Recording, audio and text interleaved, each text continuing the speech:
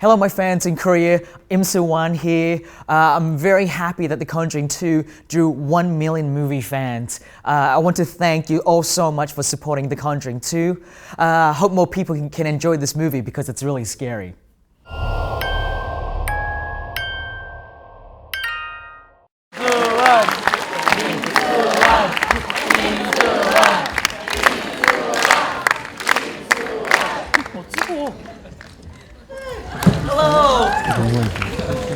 Thank you so much for watching the movie tonight, and thank you so much for hanging back and to talk with me. Thank you. Thanks for coming. I hope you guys enjoyed the film. Yeah. Woo! Classic England setting, dreary rain, always cloudy, and I also love the look where the first Conjuring took place on a farmhouse in the middle of nowhere. This one is in a city. It's very urban. There's cars, there's lots of houses around it. But I also think there's something very scary about the mundaneness of the mundane sort of everyday life, and it was an interesting backdrop to set the movie against. But also as well. It's also because it's one of the most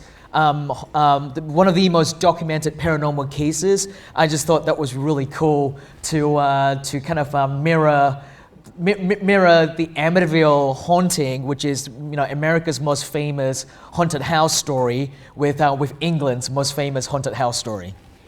I wanted to make my Titanic. I realized from the first Conjuring how much people love the characters, and that is true. I think what makes a scary movie effective is creating characters that you care about, and so I really wanted to put more emphasis on the relationship of Ed and Lorraine Warren because that to me is the heart of the franchise. If these movies work, it's because you love and you care about the two main characters. Yes, my upbringing in Asia definitely has a lot to do with my love for Asian sort of inspired ghost stories, and so I think that you always you very much find it ways into my films, whether it's the Conjuring films or Insidious. I'm very much inspired by the kind of ghost stories that I grew up with from Asia. Making scary movies, usually scary stuff happens on set, but I always say that I'm so busy directing the film that I don't see what's happening around me. You could have a ghost standing right next to me on set and I wouldn't even recognize them. So I'm very thankful for that because I'm a real scaredy cat. If I see something scary, I don't think I'll ever make another horror movie. It's a documentary. This is all real. One of the really cool things about making a movie like this is balancing the true life aspect of the stories.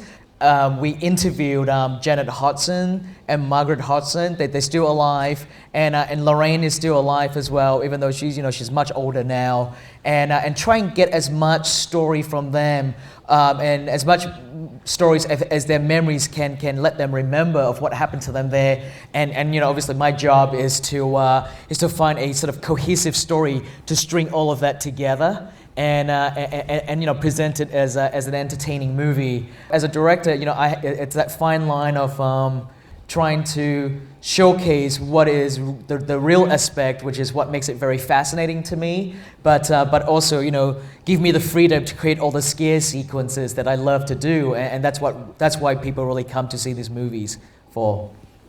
Maybe maybe a spin-off. We'll see. We'll see how it plays.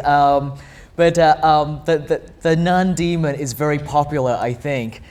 Yeah, thank you so much for coming to see the movie. I hope you guys enjoyed.